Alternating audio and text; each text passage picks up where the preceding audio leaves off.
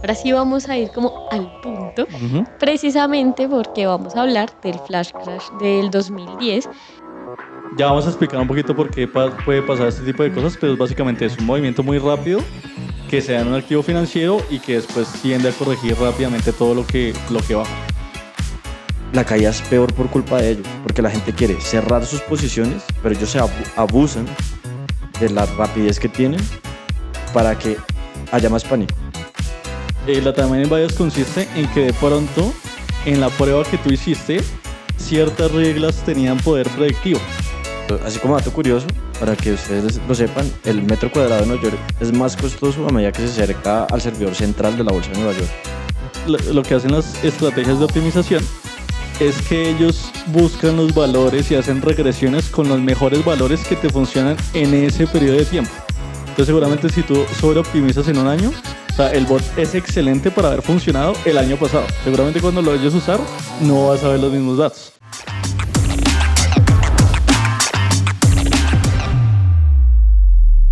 Hola, hola, bienvenidos una vez más a Al Alza Podcast. Este podcast financiero, tu podcast favorito que habla acerca de finanzas, todos esos chismecitos financieros de los mercados de capitales, qué pasó, qué está pasando en el mundo y cualquier otra explicación acerca de este mercado tan grande y tan importante. Una vez más nos encontramos con nuestro analista Julián Pineda. Hola, ¿qué tal? Bienvenido. ¿Cómo van? ¿Cómo va todo? Hola. Y nuestro IB Manager, Diego Rodríguez, bienvenido. Hola, buenas tardes. ¿Qué tal, Natalie? ¿Qué tal, Julián? ¿Cómo van? Todo súper. Bien, bien, bien. ¿Qué tal, chicos? Bueno, y también su host, Natalie Ávila. Y bueno, el día de hoy vamos a estar hablando acerca de algún suceso en particular que, digamos, pasa en los mercados, pero se ha venido tal vez acrecentando o tal vez podría llegar a pasar muchas veces más en caso tal de que se vuelva aún más como relevante el hacer trading con algoritmos. Hoy vamos a estar hablando de qué son qué es un flash crash, cuándo ha sucedido, por qué sucede y por qué decimos que efectivamente tal vez el algo trading podría llegar a impactar de cierta manera negativa pues este suceso. Entonces, bueno, no siendo más, daremos inicio con un caso muy particular donde efectivamente en el año 2010 ocurrió un flash crash. Pero antes de mirar qué pasó en el 2010, chicos, ¿qué es un flash crash? ¿A qué hace referencia esto?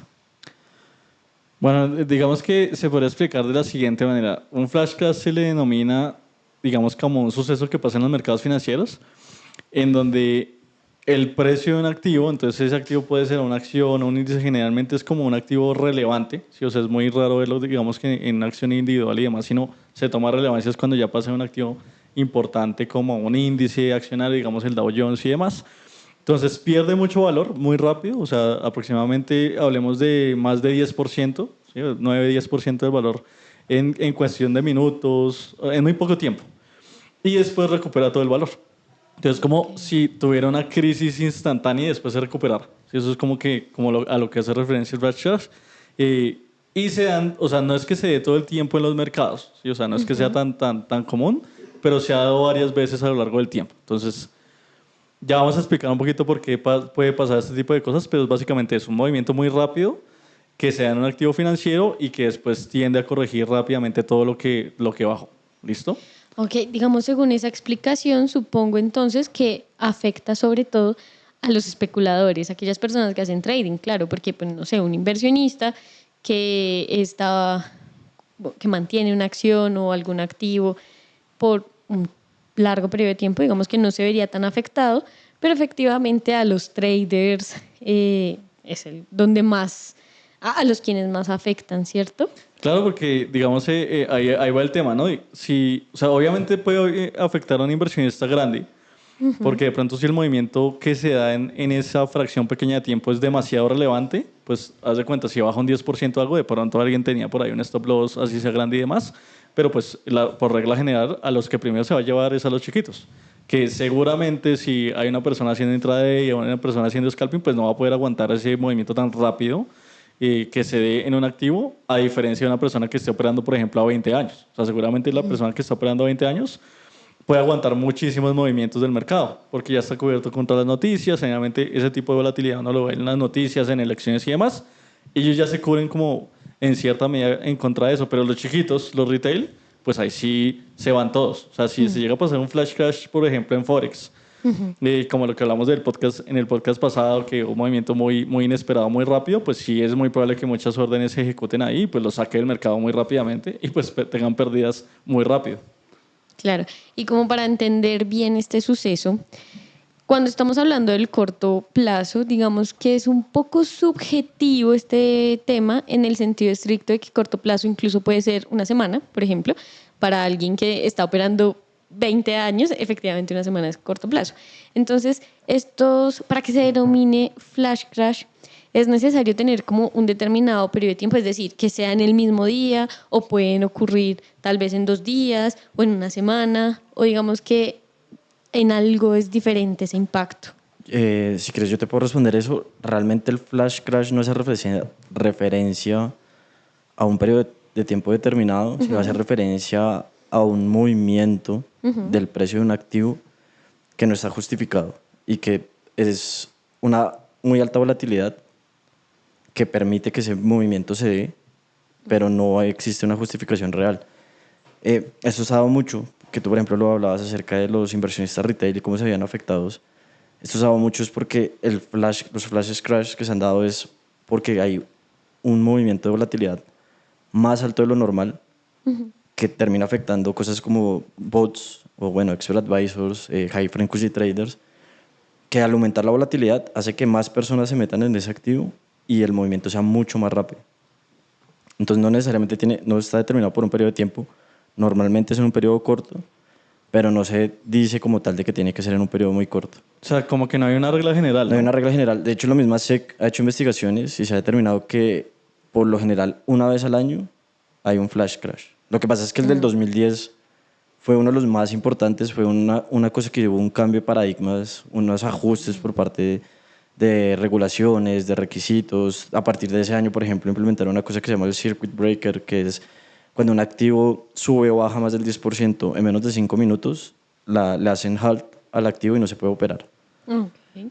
Entonces, digamos como que no hay una regla en específico, sino que el del 2010 sí es el más conocido porque fue en 5 minutos y fue un movimiento muy empinado, o sea, bajó básicamente 6% en 5 minutos, entonces fue un caso muy sonado, pero hay flash crash más chiquitos, o sea, no necesariamente tiene que ser un 10%, pues es que el tema va en que ese tipo de movimientos afecta las operaciones de las personas, porque hay que pensar que en los mercados financieros muchos participantes tienen órdenes pendientes, entonces cuando comienzan a ver esas volatilidades tan altas, esas órdenes pendientes se pueden activar sin razón y afectar la operativa desde lo que es un trade en retail hasta un mutual fund de los más grandes del mundo.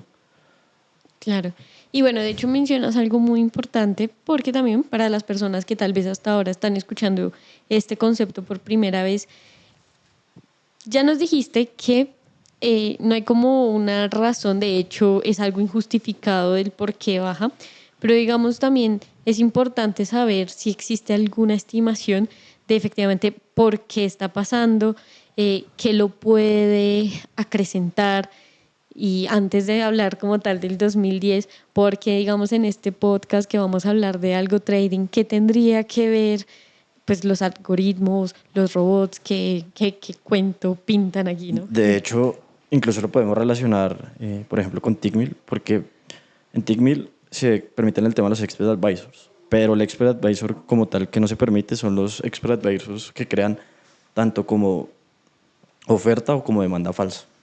Eso quiere decir que abren muchas órdenes que no se van a ejecutar y se van moviendo para que nunca se ejecuten, pero es como si hubieran un volumen muy alto de órdenes pendientes ahí.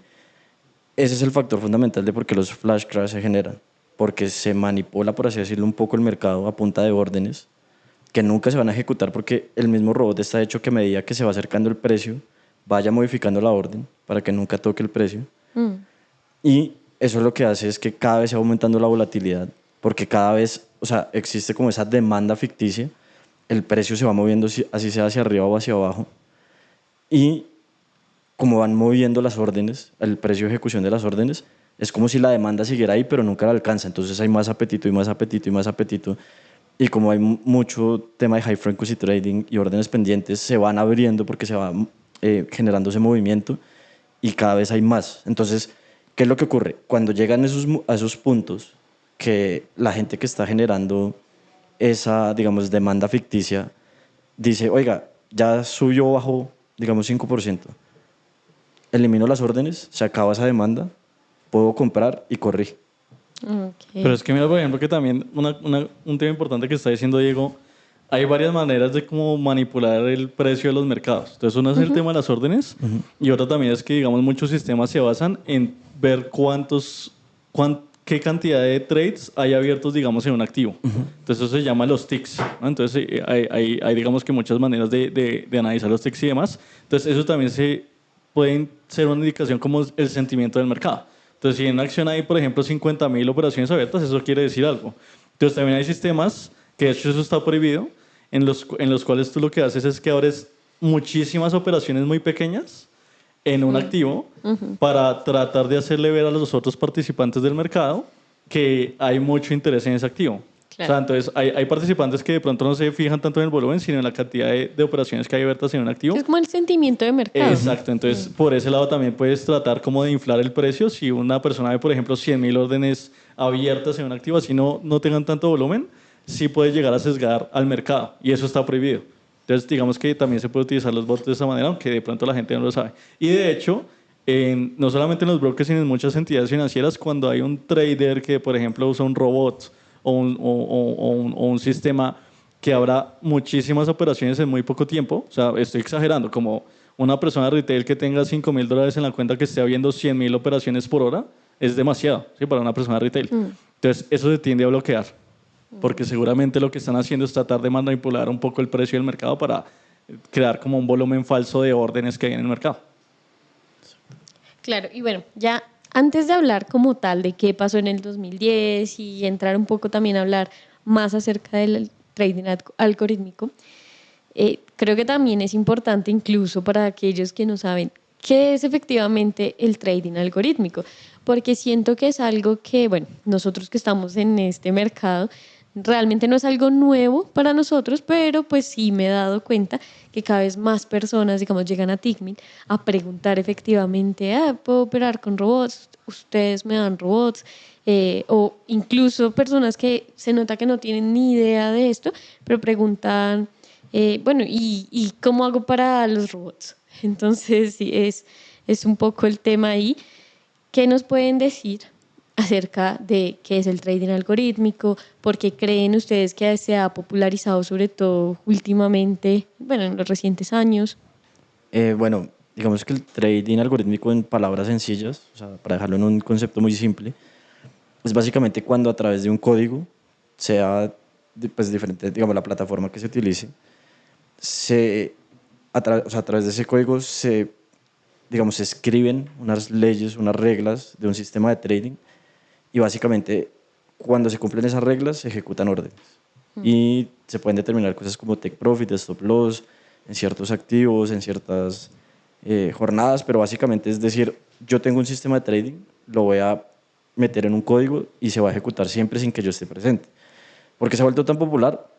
Porque ya no depende de una persona que esté pendiente a la hora de analizar y tomar decisiones, sino se basa en cómo el comportamiento histórico, temas de volumen o según la estrategia que yo haya determinado, va a tomar las decisiones. Entonces, digamos, ahí hay que tener algo en cuenta porque en teoría hay 4 maneras de analizar un mercado, ¿no? Entonces se dice que hay, o sea, los sistemas, en teoría como opera todo el mundo, pueden ser puramente discrecional, o sea, que dependa solamente de la persona que está operando, o puramente no discrecional, que dependa básicamente de lo que está diciendo Diego, que es netamente las reglas que tú le pones a un código. Entonces está el discrecional parcial y el no discrecional parcial. Esos son los 4. Entonces, lo que se dice es que, digamos, cuando un sistema es puramente discrecional, un trader no va a tomar ninguna señal del mercado para hacer órdenes, sino básicamente lo va a hacer desde su interior. O sea, lo que él esté pensando y lo que él está mirando, toma la decisión y ya. Entonces, ¿por qué se dice discrecional? Porque eso no se puede replicar. Entonces, si tú estás mirando, por ejemplo, en este momento que hay, es que yo creo que el eurodólar va a subir porque estoy viendo esta noticia y demás, eso no lo puedes replicar. Entonces dice que es puramente discrecional. Puramente no discrecional es que básicamente hay un sistema que no depende de nadie, que él mismo se va autoalimentando de información del mercado a medida que va saliendo nueva información, y con esa nueva información que se va alimentando va generando las reglas que mencionaba Diego, y con esas reglas va tomando decisiones. Entonces hay ventajas y desventajas, por ejemplo. Entonces un sistema de trading puramente discrecional puede tener problemas, por ejemplo, de emociones. Entonces va a estar muy ligado a la psicología de la persona que esté operando en ese momento. Y un sistema puramente no discrecional puede, digamos que, caer en la falacia de que una información no tan relevante del mercado afecte mucho el sistema. Entonces, seguramente si tú, por ejemplo, estás viendo una noticia y dices, no, eso no está relevante, el sistema sí lo va a tomar como un incremento en volatilidad y puede volverse loco, por ejemplo, porque puede empezar a tomar muchas decisiones cuando no había que tomar una decisión. Entonces, generalmente lo que se tiende a hacer para hacerlo más, por así decirlo, efectivo, es que uno tiene que ser parcialmente discrecional o parcialmente no discrecional, pero usualmente los extremos tienden a ser malos por lo mismo, porque uno es muy emocional y el otro ya tiende a ser demasiado mecánico. Es decir, que digamos, una máquina no puede reaccionar como un humano a cuando ve un evento de pronto muy importante o poco importante en el mercado y con eso tomar una decisión, porque él tiene sus reglas y si hay algo que, digamos, que crea una disyuntiva con las reglas que está manejando el sistema, pues ahí puede venir un problema porque puede empezar a sobre operar y puede generar muchas pérdidas y eso ha pasado mucho. Claro, y de hecho de eso efectivamente es de lo que vamos a estar hablando hoy. Ahora sí vamos a ir como al punto, precisamente porque vamos a hablar del flash crash del 2010, en el cual, como decía Diego, han habido otros, efectivamente, pero este tenía una particularidad, sobre todo muy relacionada al trading algorítmico, que generó que fuera un poco más caótico de lo habitual, afectando obviamente a muchos brokers, pero sobre todo también efectivamente a los traders retail. Y ahora sí vamos a entrar en materia, vamos a decir qué pasó, qué sería lo malo que tiene operar con algoritmos. Obviamente no estamos diciendo que sea malo per se, pero ¿qué son esas cosas a tener en cuenta para no creer que efectivamente el trading algorítmico es la solución? Porque pueden presentar problemas. O por el contrario, tal vez decir, bueno, ya sabemos que eso puede pasar, lo contrarrestamos de esta manera y efectivamente lo mejoramos así. Entonces, cuéntenos, muchachos, ¿qué pasó? Si quieres, antes de hablar concretamente del flash crash del 2010, de mayo de 2010, hay que dar un poco de contexto de dos variables demasiado importantes que afectaron en ese flash crash. Lo primero es el tema de la tecnología, porque nosotros vivimos listo en 2024 y asumimos que los mercados ahora están interconectados. Es muy fácil, por ejemplo, si yo estoy, digamos, aquí en Colombia, que es donde se graba el podcast, y quiero hacer una orden en Nueva York a través del internet y las redes de fibra óptica, se puede hacer en segundos, ¿sí? Claro. Pero estamos hablando de que la bolsa antes no funcionaba así.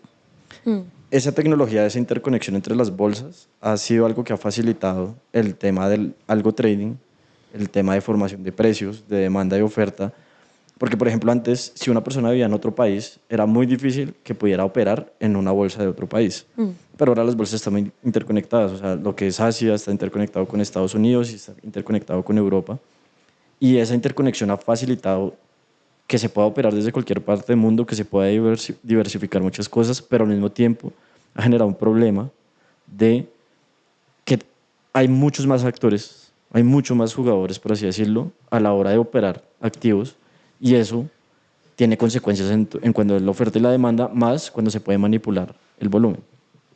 Y la segunda variable que es muy importante para entender la crisis del 2010 es lo que se llama High Frequency Trading, que es básicamente funciona de que yo mando una orden, ¿sí? Si hay alguien que esté más cerca que yo y para ejecutar la orden más rápido que yo, me puede, digamos, no sé, quiero comprar una acción de Apple, igual de $100. Si hay alguien que está más cerca al servidor central de donde, digamos, de la New York Stock Exchange, él perfectamente puede comprar la acción antes que yo y vendérmela. Y se gana, no sé, 5 centavos por cada acción que yo vaya a comprar. Y el High Frequency Trading se puso muy de moda por eso mismo, porque todos los avances tecnológicos permitieron que se puedan hacer ese tipo de cosas, y ellos son unos actores muy importantes de volatilidad a la hora de operar. Pero ¿qué es lo que ocurre? Ellos también tienen unas reglas, así como es el tema del algo trading, porque se basa de hecho en algo trading. Ellos tienen unas reglas de que en ciertos volúmenes o en ciertos movimientos ellos se vuelven mucho más activos. Entonces, cuando hablamos de algo como el 2010, que comenzó a haber una caída, la caída es peor por culpa de ellos, porque la gente quiere cerrar sus posiciones, pero ellos se abusan de la rapidez que tienen para que haya más pánico, porque van aumentando más el volumen. Porque, digamos, si alguien va a vender una acción, se venden dos, porque ellos venden también. Entonces, eso hace que esas crisis, digamos, esos crash tan rápidos, sean mucho más fuertes por culpa del high frequency trading. Entonces, concretamente lo que pasó en el flash crash, que fue el 6 de mayo de 2010, básicamente lo que se cree es que hubo un trader que era inglés, que él básicamente puso más o menos en órdenes falsas que nunca se iban a ejecutar más o menos $200 millones. El mercado ya estaba bastante, digamos, estresado. ¿Por qué? Porque había mucha incertidumbre en lo que era el tema de la deuda en Grecia, en cómo se iban a pagar los bonos. Estaba a la baja, se genera ese volumen, eso hace que haya más estrés y que más gente quiera vender y básicamente de un momento a otro se rompe lo que sería un soporte. Muchas órdenes de muchos fondos, de muchos retail se comienzan a ejecutar, entran los high frequency traders y comienzan a meterle más volumen y básicamente en 5 minutos el índice cayó 6%. Que fueron como 1000 puntos, ¿no? Fueron 1000 puntos. Sí. O sea, ya habían caído más o menos. ¿El índice? ¿Cuál índice? El El Dow Jones. Ya había caído 400 puntos ese día y en 5 minutos cayó 600 puntos. Pero estamos hablando solo del índice, también las acciones cayeron. Muchas acciones cayeron ese día, 37, 40% en esos 5 minutos, después rebotó, porque había mucha incertidumbre, pero básicamente, o sea, se resume en esa cosa tan sencilla de que un volumen falso, de como yo les decía, de alguien que ni siquiera estaba en Nueva York, ni siquiera estaba en Estados Unidos, afectó a toda la bolsa de Estados Unidos en ese momento debido a la interconexión y debido a que hay demasiados participantes en el mercado. ¿Qué fue lo que ocurrió? Pasaron los 5 minutos, rebotó, porque al ocurrir esos 5 minutos, él, que había creado la demanda falsa, pues, o sea, como el robot va corriendo, o sea, va bajando y va corriendo y nunca se activa, vio que había caído todo eso y dijo, listo, puedo comprar. Rebota y hago utilidad. De hecho, él ganó $50 millones en ese trade. Y por eso lo investigaron después. Después, por eso lo investigaron. Si quieren, ahorita más adelante puedo contar el caso de él en particular, porque realmente no fue una manipulación porque él quisiera manipular, sino él tenía un robot, hablando de algo trading, que se aprovechaba de los high frequency traders. De hecho, eso iba a preguntar exactamente, porque digamos que este tema es un tema un poco complejo, es un tema diferente, por así decirlo, no todas las personas entienden muy bien. Y solamente para aclarar a todas aquellas personas que tal vez son muy nuevas, que tal vez nunca han hecho trading algorítmico, tú estabas hablando de una persona, ¿no? Pero nos podrían aclarar perfectamente qué es el high frequency trading y cómo es, porque entonces una persona como tal lo puede hacer o es esta persona que está activando robots sí, digamos, explicar a todos los oyentes, a todas las personas que nos están viendo un poco cómo funciona y si todas las personas pueden hacerlo, ¿no? O qué se necesita para llegar a tener un high frequency trading. O sea, en teoría cualquier persona lo puede hacer, pero no es sencillo, ¿sí? Porque tiene que, o sea, Y es costoso es también. muy costoso o sea, primero, digamos, las personas se imaginan que yo genero un código y ya hago high frequency trading, no es tan así, porque primero el código tiene que ser muy robusto y tiene que tener demasiadas variables del mercado. Segundo, tiene que tener acceso a muchos mercados, porque para que eso valga la pena, no solamente va a funcionar euro, dólar y ya, tiene que funcionar en muchos mercados. Tercero, como decía Diego, tiene que tener una conexión muy cercana al servidor donde esté funcionando para que valga la pena. Sí, Necesita un VPN, sí, un VPS, perdón. Exacto, así como dato curioso, para que ustedes lo sepan, el metro cuadrado de Nueva York es más costoso a medida que se acerca al servidor central de la bolsa de Nueva York, por lo mismo. Por el tema de la velocidad. Porque entre más cerca esté yo, va a ser mucho más rápido. O sea, literalmente lo que hace un high frequency trade bot, ¿sí? Llamémoslo así, es aprovechar la velocidad de la cercanía que tiene el servidor para ejecutar órdenes antes que la gente normal. Entonces, haz de cuenta que una persona quiere comprar. Entonces, seguramente el High Frequency Trade va a aprovechar a comprar antes para él venderle y ganarse muy poquita cantidad de dinero. En eso se basa. Ok. De manera informal es como si secuestraran esa orden de compra. Exacto. O sea, se aprovecha de la liquidez. Es un bot que se aprovecha de la liquidez del mercado. Y digamos, ya que estamos hablando de este tema, que particularmente siento que es muy interesante y sobre todo han llegado muchas preguntas, digamos, la mayoría de clientes de Tickmill, de personas que conozco, siempre me están preguntando y siempre están hablando de robots, los podemos aclarar un poco. Hay algunas personas que piensan que precisamente por tener un robot y tener un BPS ya están haciendo high frequency trading.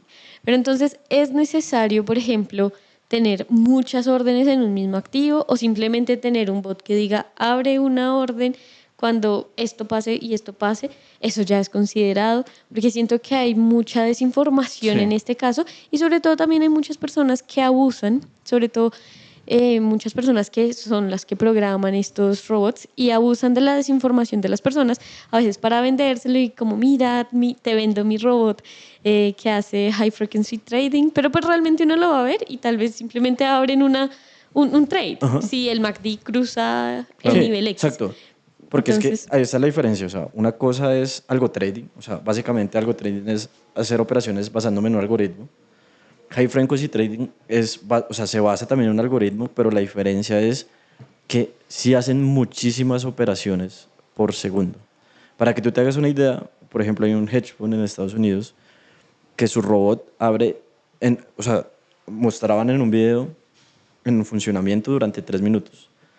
Yo les hago la pregunta, ¿cuántas acciones creen que ese robot operó en 3 minutos? No, una locura. Yo le pongo más de 10.000.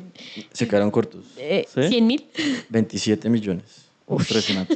Sí. Sí, obvio. Eso es high frequency ¿Por, trading. por qué? Porque el high frequency trading se basa en yo hacer muchísimas operaciones aprovechándome del volumen. Entonces, si es un robot que no hace eso, no es high frequency trading. En su mismo nombre lo dice. Exacto. High frequency trading. No se trata, o sea, no se trata de un robot que haga cosas automáticas, porque eso es algo trading. High frequency trading se trata de muchísimas operaciones, cientos de miles de operaciones por segundo. ¿Sabe de pronto? Yo creo que en donde cae la falacia también, de pronto la gente lo confunde con un bot que hace scalping, ¿sabe? Es que Entonces generalmente Exacto. la gente dice como, no, es que si un bot opera en marcos muy pequeños y hace hartas operaciones, ya es high frequency trading. No, o sea, ya eso ya es totalmente diferente. Y además hay otra cosa, también hay que tener en cuenta el tema de los mercados. O sea, hay muchos mercados que no, o sea, que no son directamente entre compradores y vendedores, sino son a través de intermediarios, de los proveedores de liquidez, de los market makers. El high frequency trading realmente solo sirve es cuando es directamente entre partes. O sea, es Claro. cuando parte A, o sea, digamos, no sé, Diego Rodríguez, que soy yo, quiere comprar una acción y Julián Pineda, parte B, quiere vender una acción. ¿Qué pasa? Parte C, que sería el high frequency trader, que sería Natalie. Natalie dice, este quiere vender, este quiere comprar, yo le compro a usted antes y se lo vendo a usted. Esa es la idea. Y lo hace cientos de miles de veces. Y también, en digamos, milisegundos. Y en milisegundos. una aclaración que tienen que tener en cuenta la gente, por ejemplo, es que ellos sí tienen que tener acceso directo a la información de liquidez. O sea, ellos no se basan en información de lo que esté pasando, digamos, en un gráfico. Exacto. Ellos se Esa es basan en otra la cosa, porque es que, información por ejemplo, de la liquidez. eso en Nueva York, en Estados Unidos y bueno, en las principales bolsas del mundo, es algo que la gente no sabe, pero eso vale mucha plata. O sea, yo tengo que pagar para tener la información de los precios en tiempo real. Nadie, ningún broker, nadie se lo va a dar gratis. No. Porque el negocio también de la bolsa de Nueva York o de la de Chicago, la bolsa mercantil de Chicago o la bolsa de Londres, como lo quieran llamar, es vender ese precio y hacer como intermediario. Entonces, si uno quiere tener acceso a esos precios de manera en tiempo real instantáneo, vale plata. De hecho, mucha gente no sabe que cuando ve precios de acciones o precios de ciertos futuros o precios Están de ciertos rezagados. bonos están rezagados 15 minutos. Ujú. Y al eso es tiempo muy real. normal verlo. De hecho, esa era mi siguiente pregunta hacia ustedes, porque efectivamente cuando estoy hablando con clientes acerca de todo esto que está pasando o de que ellos me dicen, no, es que yo hago high frequency trading, etcétera, a veces es un poco dudoso si efectivamente lo hacen porque son clientes retail Y bueno, al menos en mi experiencia, y ustedes me podrán confirmar, creo que no he conocido a la primera persona trader retail solito que opere con un broker de CFDs que efectivamente haga high frequency trading.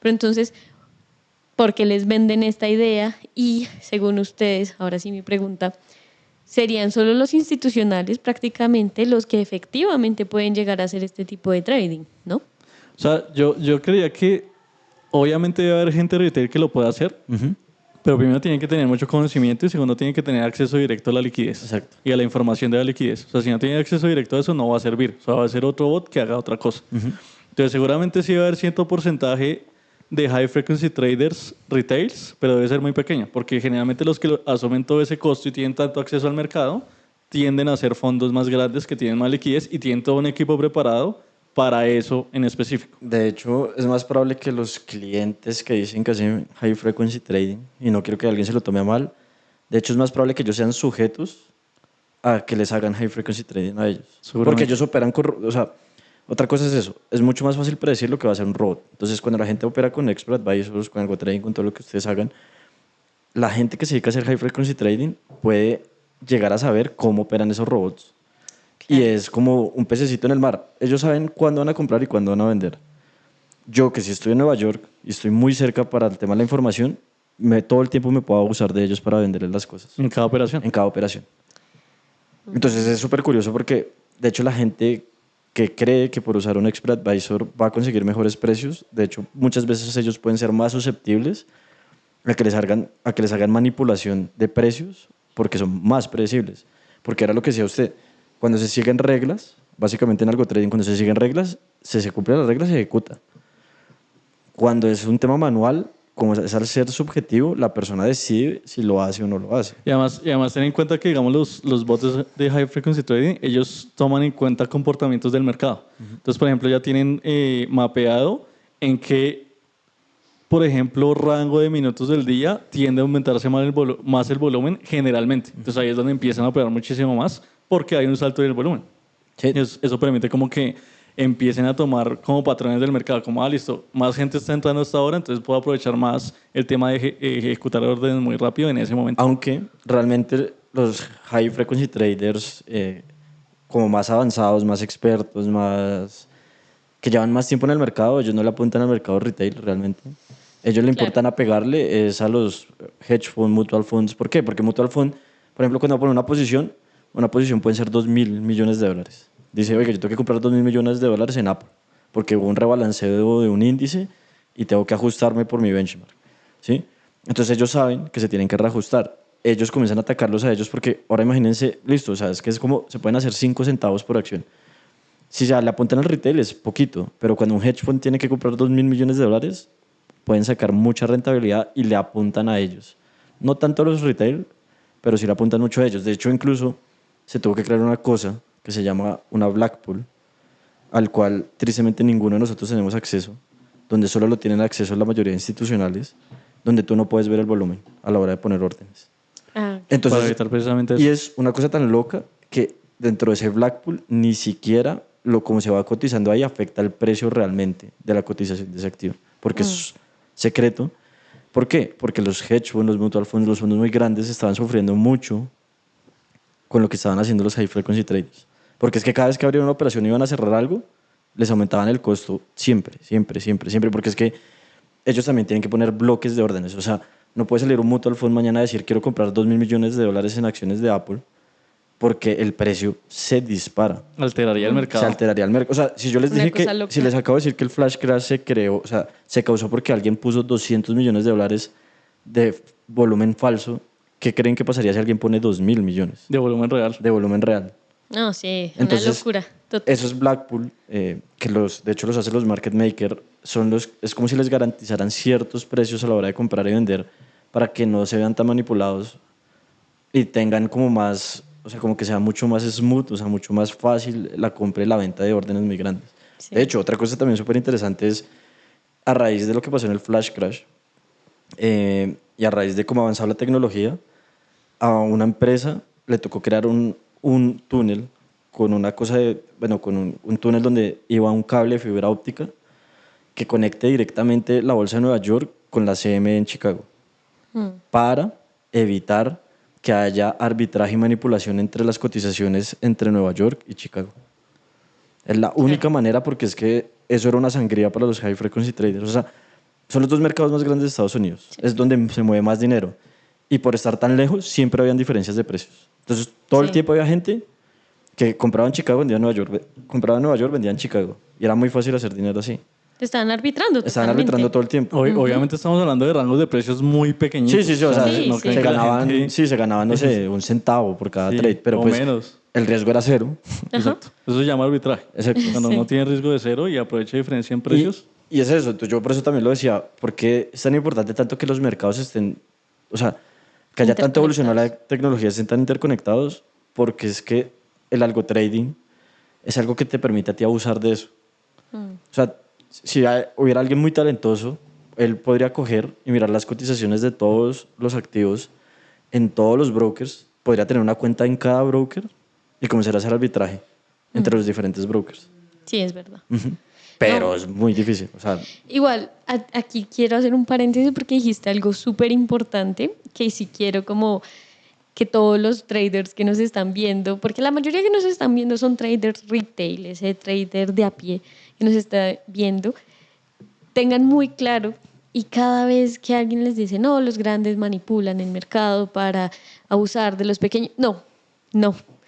Nosotros, como lo dijimos en un podcast ya anterior, todos estos traders, por más que ustedes tengan mucho dinero, ustedes dicen, no, pero es que yo tengo 100,000 en mi cuenta, todos somos chiquiticos si somos traders retail, a menos que ustedes estén trabajando en la mesa de dinero de un banco, en que en serio sea un institucional, todos somos chiquiticos al lado de estos grandes actores del mercado. Y efectivamente nadie manipula el mercado solamente para tratar de ganarles a los pequeños. Eso, digamos, es algo muy interesante que todos los traders siempre dicen, pero es que me manipulan el mercado. O a veces llegan a decir, en Tickmill, sus proveedores de liquidez pueden ver dónde está mi punta.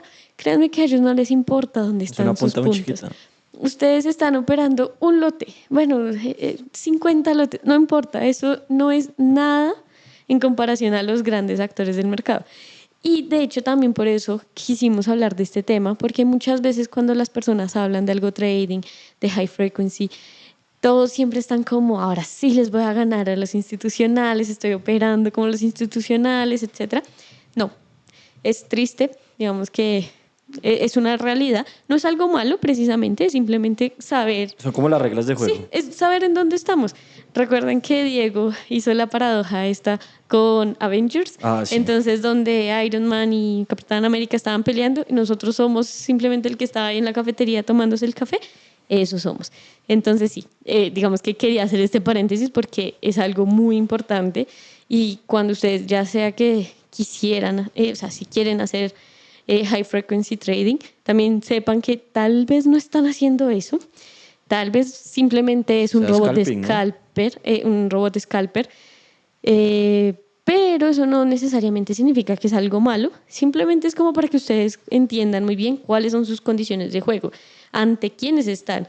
Si hay un jugador aquí que está intentando contrarrestar la otra punta de este gran jugador, tal vez ustedes se vean afectados para bien o para mal, no necesariamente es algo negativo, puede ser a favor. Sino que pasa mucho la ley de Murphy, ¿no? Sí, siempre. Yo creo que es más que todo porque he tenido clientes que muchas veces ganan deslices de precios o cualquier cosa y ganan, pero es una vez que pierden y ahí es donde afecta más y obviamente porque normalmente recordamos más las cosas negativas, ¿no? Pero sí, o sea, simplemente quería hacer como este paréntesis antes de ahora sí seguir con el tema, pero es un punto muy interesante y sobre todo una enseñanza que a muchos traders retail a veces nos cuesta, pero digamos nosotros que estudiamos finanzas, que también estuvimos en la parte institucional, como que sí lo logramos entender y puede ser tan obvio para nosotros, pero cuando uno ya habla con traders que sí simplemente o solamente han sido traders retail, ya uno se da cuenta, no es tan obvio. Y efectivamente es porque muchas personas comienzan a decir, opera como un institucional, o mira, esto es lo que hacen los institucionales. No, es que ellos son muy grandes. No, y además en teoría eso es, por ejemplo, un pensamiento erróneo, porque si un retail operara como un institucional, o sea, tengan en cuenta que los institucionales a veces tienen que abrir operaciones por requisito. Obligados. Sí. Entonces, digamos, ellos a veces tienen, o sea, literalmente pongamos el ejemplo de un fondo de pensiones. Entonces, un fondo de pensiones puede operar y demás, pero primero ellos manejan portafolio. Segundo, el manejo de riesgo es muy diferente de un fondo de pensiones a una persona normal. Tercero, ellos tienen requisitos gubernamentales en donde tienen que invertir en la bolsa local cierta cantidad de dinero que Sí estén o sí. operando. Entonces, ellos a veces tienen que comprar acciones porque sí, porque es un requisito. Entonces, ¿yo para qué quiero operar como institucional a comprar acciones porque me lo requiere el gobierno? Eso no tiene sentido, ¿sí? Claro. Entonces, sí hay digamos que una disyuntiva bastante interesante ahí porque en teoría un retail no debería operar como institucional porque le diría mal, porque es que al institucional le funciona porque tiene miles de millones de dólares. A un retail con $1.000 pues no le va a funcionar lo mismo que está haciendo un institucional. Exacto. Entonces no es por ese lado para nada. Sí, entonces ténganlo muy en cuenta y bueno, este era un pequeño paréntesis antes de seguir hablando, porque ahora mi siguiente pregunta, que también es una pregunta que nos hacen mucho nuestros clientes y bueno, la gran mayoría de traders que conozco, de hecho, tanto nuevos como algunos que ya tienen un poco más de experiencia. ¿Qué tan confiable es en verdad operar con algoritmos? Digamos, en el caso del 2010, los algoritmos nunca fallan porque igual ya están programados. O sí podría llegar a haber un fallo ahí. ¿Y qué tipo de fallo podría haber? Si fallan, o sea, tienden a tener muchas falacias, ¿no? Porque de pronto es algo que la gente no lo conoce. O sea, primero hay que tener en cuenta cuando tú programas un bot o haces un algoritmo basado en ciertas reglas, hay una falacia en la cual tú puedes caer que se llama el data mining bias. Entonces, el data mining bias consiste en que de pronto, en la prueba que tú hiciste, ciertas reglas tenían poder predictivo. Entonces, si el cruce de estas medidas o lo que sea, o sea, las reglas que estás poniendo tenían poder predictivo, pero a la hora de usarlo no tienen poder predictivo. Entonces, ¿por qué pasa eso? Porque tú estás usando periodos de tiempo diferentes. Entonces, la gente de pronto cae en el tema erróneo de pensar de que lo que pasa hace un año probando ciertas reglas va a seguir pasando constantemente en el tiempo. Entonces, eso es como tratar de predecir, como autopredecir el precio y eso no siempre se tiende a cumplir. Entonces, ahí viene un problema O gigante. sea, está relacionado como por ejemplo lo que hablamos en el podcast pasado, en 2015. Si tú, por ejemplo, hubieras entrenado un robot o tuvieras un código para tradear, digamos, euro franco suizo, con las condiciones de mercado antes de ese día, el robot funcionaba bien, ¿sí? Pasa ese día, se cae la moneda, toman esa decisión, el robot ya no te sirve para nada. ¿El robot es malo? No necesariamente, pero estaba sesgado a ese periodo de tiempo. Entonces, también pasa muchas veces que los robots se pueden sesgar por la data en la que se hace el el backtesting. Claro. Entonces, está ese tema de las estrategias. O sea, es que un robot no está mal. O sea, el robot es algo que cumple reglas. Lo que está mal es las reglas, pueden ser. Lo que está mal es el activo en el que se usan esas reglas. Entonces, No, y el cambio de contexto. exacto, entonces es como lo que realmente va a estar mal es la estrategia, no el robot. O sea, los robots no se equivocan, se equivoca el que programó el robot. Y también, digamos, una falacia es pensar que, por ejemplo, un robot, o sea, primero la gente tiene a pensar que un bot te funciona igual en todos los activos. Entonces eso es un error, porque seguramente ese bot fue hecho a partir de un activo y ahí sí se empezó a probar en otros activos, entonces seguramente no va a funcionar en todos. Lo otro es que también piensan que el robot va a funcionar siempre. Eso también es una falacia, porque puede que cambien las condiciones del mercado, que el mercado se vuelva más volátil. O sea, algo simplemente como que hace 5 años Apple se movía 5% y ahora se mueve 12% al día. Eso puede alterar totalmente las reglas que tenga un robot. Entonces, por eso toca hacer lo que se llama digamos que reprogramar las reglas. Entonces, estar monitoreando y reprogramando las reglas. Y seguramente tú dejas un bot abierto 10 años y nunca lo monitoreas, va a empezar a fallar inevitablemente porque cambian las condiciones del mercado. Y también hay otro problema gigante que la gente no tiene en cuenta y es el problema de la sobreoptimización. Entonces, yo he visto, por ejemplo, muchos casos de personas que programan en MetaTrader. MetaTrader tiene una función que es para optimizar. Entonces, ahí claro, él te optimiza los valores, digamos, de los lotes, del stop loss, de las medias, todo.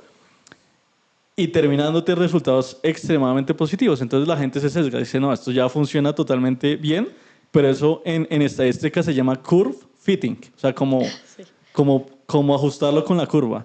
Y es que lo que hacen las estrategias de optimización es que ellos buscan los valores y hacen regresiones con los mejores valores que te funcionan en ese periodo de tiempo.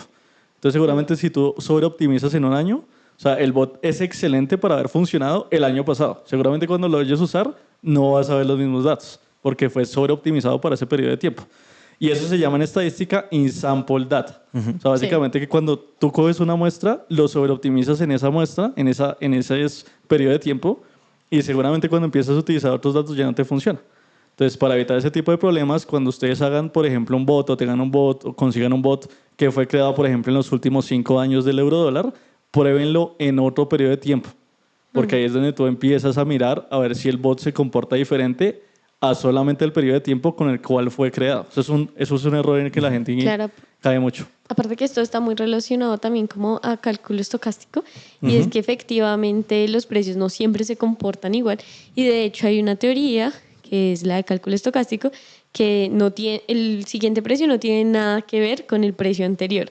Obviamente esto sí es muy alejado a la teoría de análisis técnico porque el análisis técnico me dice todo lo contrario, ninguna de las dos está errónea, verá, depende, como todo en economía y en finanzas, pero sí, efectivamente eso es una de las mayores cosas que pasa, uno de los mayores problemas que tienen todos los traders, yo diría que quieren ingresar a este mundo del trading algorítmico. Exacto. Pero yo quiero completar con una cosa rápida de eso. Es, si yo le pudiera recomendar a alguien algo de cómo programar un bot, le diría que lo programara con redes neuronales, que eso es en lo que se basa la inteligencia artificial, que sea un robot que aprenda solo. Claro. O sea, porque un robot que aprenda solo no va a estar sesgado. Pero obviamente eso es muchísimo más complejo que programar, por ejemplo, un expert advisor no sé, en MetaTrader. Porque no se puede directamente en MetaTrader, sino tiene que ser a través de R, por ejemplo.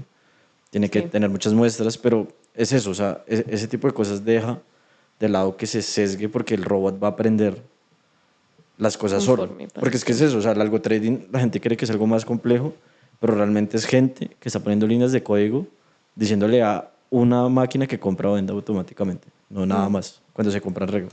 Bueno, y de hecho, hacia allá va la siguiente pregunta, que es la que más nos dicen todos nuestros clientes, a la que más les he escuchado a todos los traders, es, ¿debería ser trading algorítmico? ¿Es necesario saber programar para hacer trading algorítmico? No es suficiente con que yo venga a la pantalla, mire, diga, listo, acá compro, acá vendo. Porque de hecho muchos clientes nos llegan a decir como, no, es que yo quería hacer trading, pero me dijeron que sin este robot no puedo. Yo a veces les digo, no, así no funciona. De hecho, yo siempre les digo, ¿sabes programar? Y me dicen, no. Entonces no hagas trading algorítmico, porque yo creo muy fielmente que si una persona va a hacer trading algorítmico, debería saber al menos lo básico de programación. No todo, o sea, uno puede contratar a alguien, a un programador que sí sea mucho más experto, pero sí creo que debería saber lo básico. Pero entonces ustedes, según su experiencia, según lo que han visto también en otros, ¿creen que es necesario saber el trading algorítmico y sin meter todavía inteligencia artificial? Porque ese es otro tema un poco más complejo, y no solo complejo, sino que yo diría que ahí sí ya hay otras cosas, pero como es tan nuevo y pues no tenemos información, pues realmente no podríamos decir como tal. O sea, yo por ejemplo pienso lo siguiente, y es, hace 20 minutos les expliqué las 4 maneras de hacer trading. No se vayan a los extremos. O sea, váyanse siempre a lo parcial. Hagan trading parcialmente discrecionario o parcialmente no discrecionario. O sea, ustedes pueden usar bots, pero es que la gente de pronto tiene una idea errónea de los bots. A veces los bots a uno le pueden ayudar a encontrar señales en el mercado, ¿sí? Seguramente si yo por ejemplo no recomiendo un bot que sea 100% no discrecionario, es decir, que solamente el bot lo deje corriendo y haga todo solo, porque eso va a tender a fallar inevitablemente. O sea, eso va a tender a fallar inevitablemente porque las condiciones del mercado van a ir cambiando. Pero si yo, por ejemplo, uso un bot que voy monitoreando y me va ayudando con señales y demás, ahí sí de pronto se vuelve mucho más manejable. Y lo mismo el otro extremo, tampoco se pueden hacer trading simplemente por lo que ustedes opinan del mercado cada día, porque es que eso no lo van a volver a replicar. Entonces se vuelve muy interesante el tema de que yo tengo que tener ciertas reglas para yo operar en los mercados, así no esté usando bots, o si estoy usando bots, siempre tengo que tener ciertas condiciones claras que ya a medida que yo vaya mirando, según digamos que mi opinión y demás, puedo ir ajustando ese tipo de reglas. Eso es como la idea. Y la segunda respuesta a la pregunta que nos estabas mencionando, ¿no es necesario programar para usar bots? No, pero sí hay que saber lo básico para más o menos saber hacia dónde va el bot. Muchas veces lo que les pasa a las personas que compran bots es que no tienen ni idea de lo que hace el bot. Entonces lo pueden a correr, se dan se cuenta gana que... dinero. Exacto. Lo pueden a correr, de pronto se dan cuenta que no era tan bueno y es porque no lo pueden modificar, porque es que ellos tomaron un bot comprado, no tienen ni idea de lo que hacen, qué se basa y demás, no tienen ni idea en qué activo fue creado, ¿sí? Entonces todo eso puede afectar al rendimiento de un bot y demás. De pronto un bot, y eso también pasa, por ejemplo, con el trading algorítmico. Los robots funcionan diferente y eso no lo sabe la gente en cuanto al depósito que tiene en la cuenta. Entonces seguramente hay bots que requieren operaciones más grandes para hacer dinero. Entonces seguramente no te va a funcionar una cuenta de $100, te va a funcionar una cuenta que tenga $10,000, ¿sí? Sí. Entonces eso también hay que tener en cuenta que no funciona siempre igual para todo el mundo. Pero no, digamos que hoy más que nunca hay muchas herramientas que a uno le permiten programar sin saber per se programar por ejemplo, en MetaTrader. Así como en código, ¿no? O sea, Entonces como uno- en el código bruto. Exacto. O sea, hay herramientas que a uno como que le facilitan eso y demás. La pueden aplicar si quieren meterse como en ese mundo sin necesidad de completamente aprenderse el código de MetaTrader. Obviamente sí es recomendable que si ya quieren hacer 100% trading algorítmico, pues sí tienen que irse al código madre y aprender a programar. O sea, para hacerlo bien y para poner todo lo que quieren poner.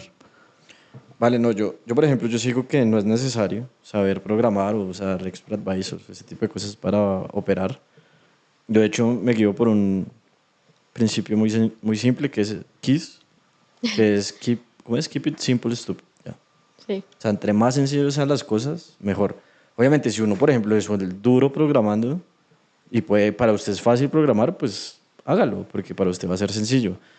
Pero, por ejemplo, digamos, yo uno de los referentes que más tengo, que es Warren Buffett, el trader para mí más exitoso de la historia hasta ahora, El inversionista. inversionista, es que trader, bueno, trader, inversionista, depende cómo uno lo haya visto en qué época, él no usa nada de programación porque es que hay cosas más valiosas que saber programar un robot, como por ejemplo saber cuánto vale un negocio o cuánto vale algo. Exacto. Claro. Entonces, no sé, como que yo siento que a veces lo que pasa mucho es que la gente cree que entre más compleja sea algo, o sea, entre más complejo sea algo, más éxito va a tener. Entonces, no, es que toca usar algo trading y toca usar Expert Advisors porque es que eso es lo nuevo, ese es el futuro. Pues todo es una herramienta y la herramienta no es buena ni mala, la herramienta es como según la utilice la persona.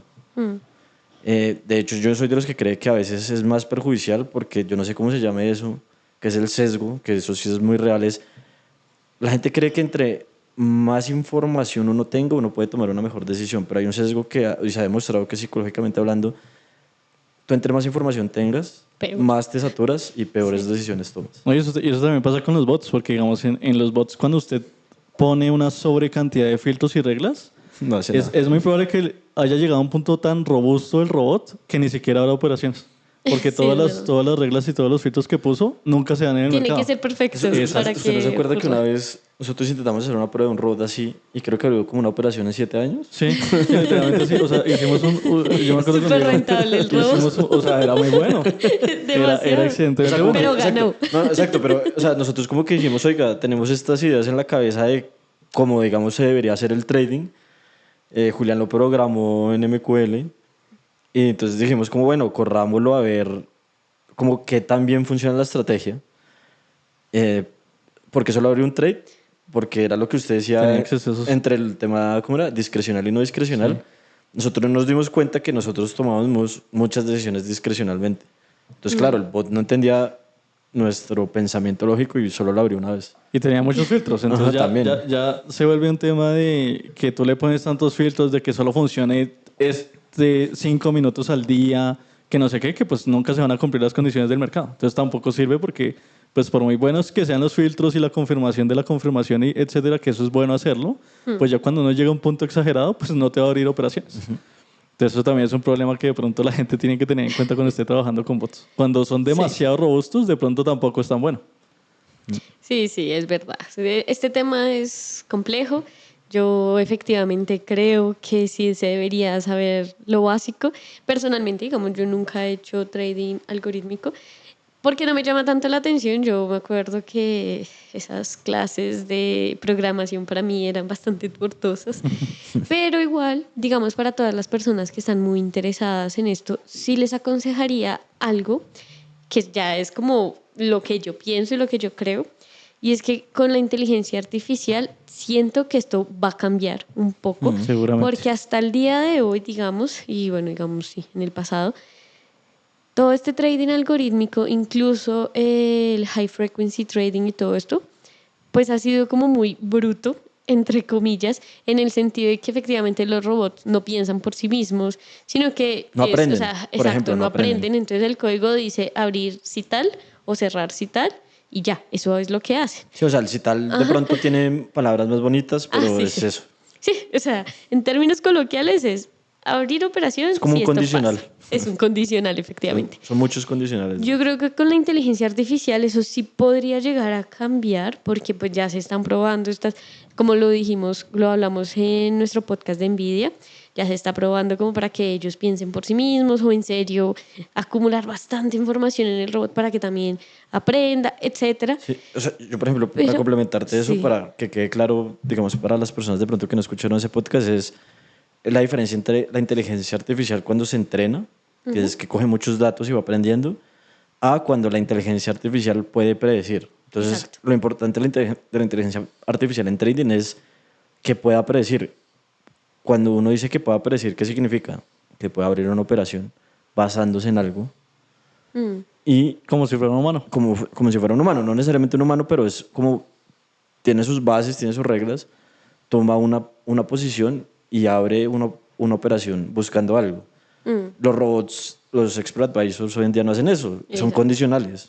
Y aunque se ha tratado de implementar el machine learning, sigue siendo muy burdo Es que todavía. el tema del machine learning es Exacto. bastante complicado. Porque es que igual sí hay bots que, o sea, lo que pasa es que de pronto la gente tiene una idea errónea de lo que es machine learning, porque ellos decían, no, es que yo pongo el bot a funcionar y él aprende y se vuelve trader y ya, no necesariamente. Él lo que está haciendo es sacar información que ya no sirve e incluir información Que nueva sirve. para adaptar a las reglas, pero eso pues no completamente lo va a volver un humano que tome decisiones ante todo lo que pasa en el mercado, es muy complicado. Exacto, exacto. Siento que tal vez a futuro podría pasar, pero yo personalmente creo que ese futuro está muy futuro. No, Está muy exacto. alejado todavía. Estamos muy en el alma. Es muy lejos. Y también que incluso, porque ya me han llegado teorías conspiranoicas, donde dicen, no, pero ya con la inteligencia artificial se acabaron todos los traders del mundo, institucionales o no institucionales. Yo no creo que sea tan así, porque igual también el mercado se mueve mucho por sentimiento y un robot El no, mercado es bueno, irracional. hasta ahora, exacto, el mercado es irracional y hasta ahora el mercado, pues, o sea, los robots no han demostrado tener sentimientos hasta ahora, hasta donde yo sé, lo he comprobado. Sí, porque después nos llegan otras teorías conspiranoicas, que puede ser, ¿no? Pero hasta ahora no. Y efectivamente también siento que si el mercado se vuelve solo robots, pues ya dejaría de ser mercado, precisamente, porque entonces todos comenzarían a hacer lo mismo. Pero bueno, digamos, todo esto para decirle a las personas que en verdad están muy interesadas en el algo trading, como que no crean que es el santo grial, no crean que ya por eso entonces van a ganar, no, o sea, pueden ganar, pueden perder, es simplemente un condicional más, es simplemente tener unas reglas y hacer que esas reglas se generen automáticamente, pero pues no, no es como que eso les vaya a crear dinero, porque sí, ¿no?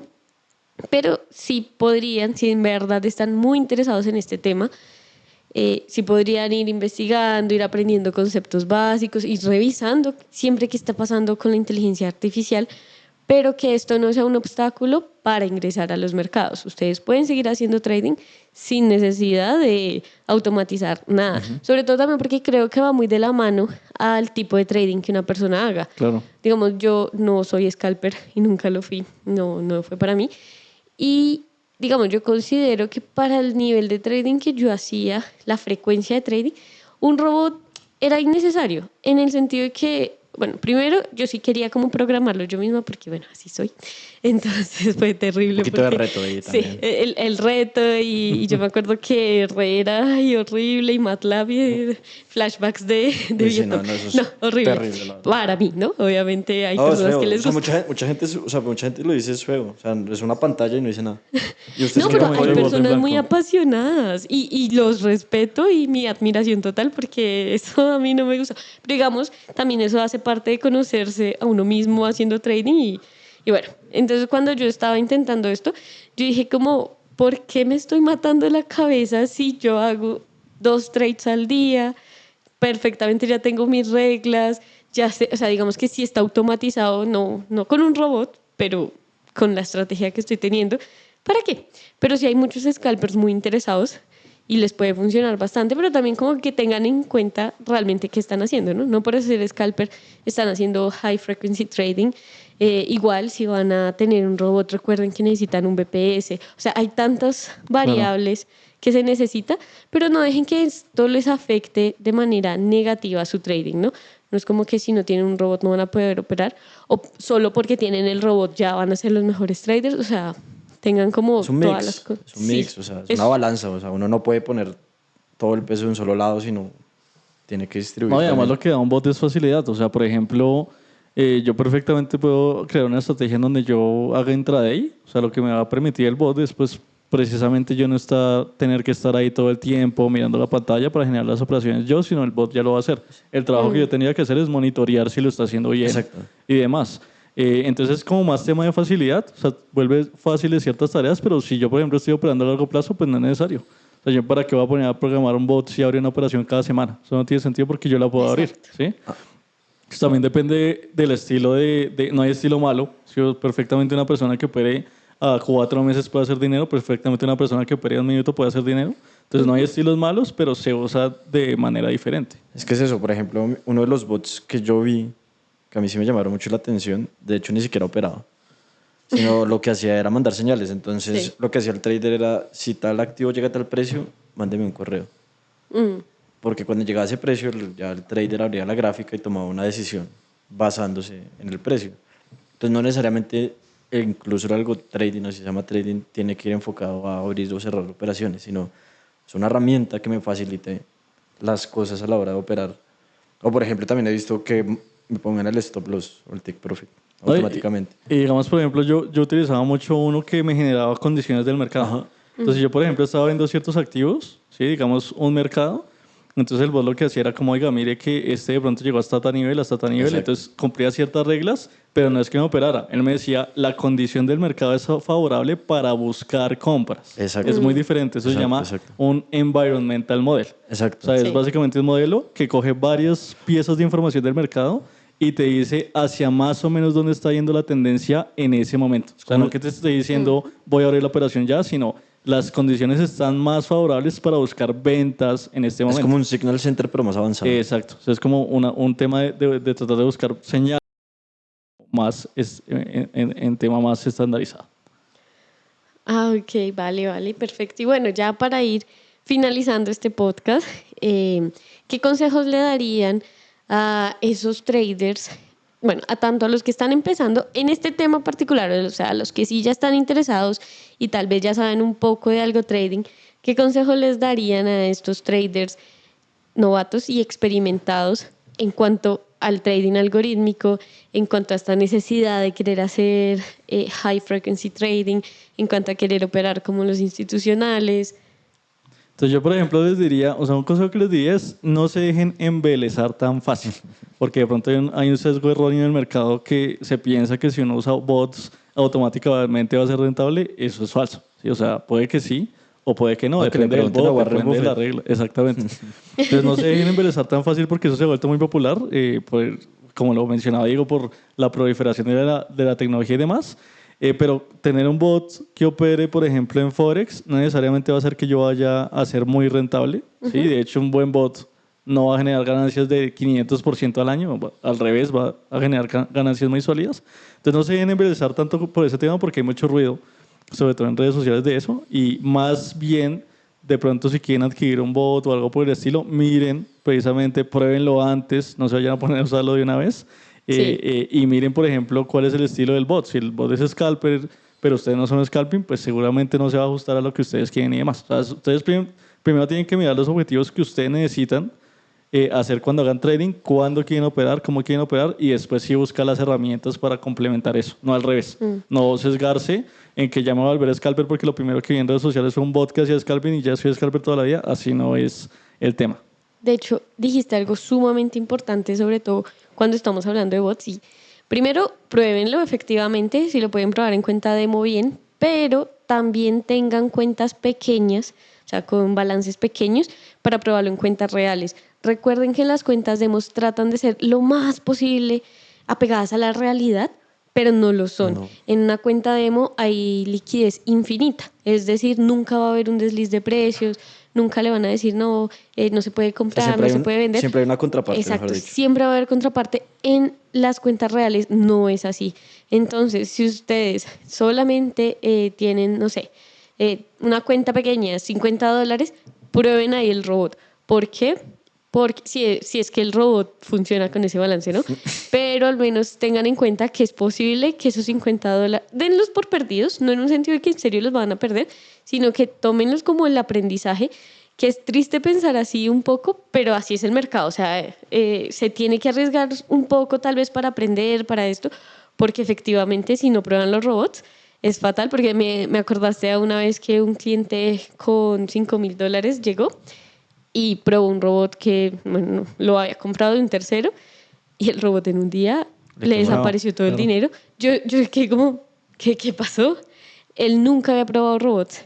Se lo vendieron con la idea de que era muy rentable, etcétera. Y sí creo que era rentable en el oro. Él lo probó en el euro dólar con su cuenta de $5,000 y adiós.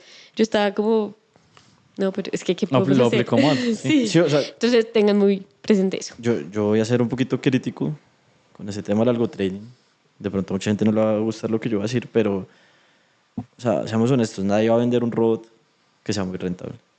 ¿Por qué alguien tendría intención de vender algo que sea rentable? O sea, un caso diferente es cuando alguien tiene un robot, tiene una estrategia y le dice a la gente invierta conmigo Mm. y va a generar rentabilidad. Yo le voy a dar un robot que es rentable. ¿Por qué le quiero vender yo un robot si yo me puedo conseguir ese dinero y poner a mi robot a trabajar y va a ganar más dinero? No tiene sentido. Entonces tengan mucho cuidado con eso porque de verdad, si hay algo rentable, en lugar de venderlo, yo lo que hago es intentar conseguir más capital porque va a ganar más. Claro. No tiene ningún tipo de sentido Sí, venderlo. porque Sí, si usted creo. es verdaderamente rentable, usted gana es por la comisión de rentabilidad de la gente que Exacto, consiga. no, o sea, es que es así de sencillo. Piensen que yo digo, ay, sí, yo tengo un robot que genera 50% de rentabilidad mensual. O sea, una vaina absurda. Loca. Porque yo en lugar de decirle, yo se lo vendo a usted a $1,000, le digo, présteme los 1,000 y yo le doy el 10%, Sí. como un préstamo. Yo me voy a generar 50, ¿no? Porque mi robot es infalible. ¿Qué riesgo tengo yo? Ninguno. Ninguno. Y le Pues, pago, pues. le vuelvo a hacer la plata y le pago sus intereses y ya. De hecho, eso es lo que hacen los institucionales realmente. Sí. Es el Sí, negocio. O sea, ¿ustedes creen que una institución, JP Morgan mañana va a decir, ay, sí, vendo mi estrategia de trading al mejor postor? No. Efectivamente. Lo que hace es recolectar capital. Y es eso, entonces ahí es donde está la diferencia sutil de una persona que vende un robot a una persona que le dice, venga, yo le enseño a hacer un robot, o venga, yo le enseño, invierta conmigo, yo le cobro, mientras usted aprende. Porque realmente, ¿qué incentivo tiene una persona para vender algo que ya es exitoso? Sí, creo que toca ser bastante yo- perspicaces Exacto. en ese Sí, sentido. porque O sea, hay mucho ruido, hay demasiado ruido con eso y de pronto Sí. la gente tiende a caer muy fácil porque, pues sí, empiezan a mostrar muchas cosas que de pronto no son así. Sí, sí, Mucha información a mí en falsa. Instagram me llegan pues de bots, de cuentas de bots todo el tiempo, de vainas de, oiga, ¿por qué no compro un robot que le genera $1,500 y le cuesta $750? Y después, no, y son como por rangos. Y yo digo, no, bueno, entonces porque ustedes no mismos cogen su plata y la invierten y generan plata y no me piden plata a mí. Y me Sí. bloquearon. Entonces, qué tristeza, pero bueno. Pero ya el último, Bloqueado, exacto. baneado. El último consejo que yo quería dar era, si le pudiera invitar a una persona que piense algo diferente, hay algo que no se está explorando mucho en finanzas por parte de los retail, porque yo sé que los grandes sí lo hacen, Big Data. Y cómo utilizar el Big Data como modelo predictivo para las operaciones. Y en eso sí se pueden entrenar robots mucho más fácil, porque es estadística, no es hacer trading. Claro. Con la Big Data yo puedo predecir según las cifras que vayan saliendo a qué grupo corresponden y predecir relativamente el futuro. Eso es algo que hace Google y así funcionan las ads. Sí. O sea, básicamente cogen la data de mucha gente y es que de data de trading hay lo que quieran. Y a través de esa data gigantesca hago modelos predictivos y puedo predecir el futuro un poco. De hecho, ya nos dijiste el tema de un próximo podcast. ¿Qué es Big Data y cómo podemos utilizarla trading. para hacer trading y tal vez ser rentables? ¿Por qué no? Bueno, muchachos, entonces muchísimas gracias a todos los que nos están viendo pues, en vivo y los que verán el podcast. Y los que también nos van a escuchar, futuro, ¿no? Sí, todos los que nos están escuchando. Hemos llegado al final por este día. Recuerden, vamos a estar los martes y jueves a las 5 de la tarde, hora de Colombia, cualquier tema que ustedes estén interesados, cualquier caso que quieran tener una explicación un poco más profunda, déjenoslo en los mensajes y bueno, estaremos hablando de bastantes temas financieros en un futuro. Entonces, muchas gracias No, por como siempre, un placer. haber venido. Sí, Siempre feliz de estar aquí.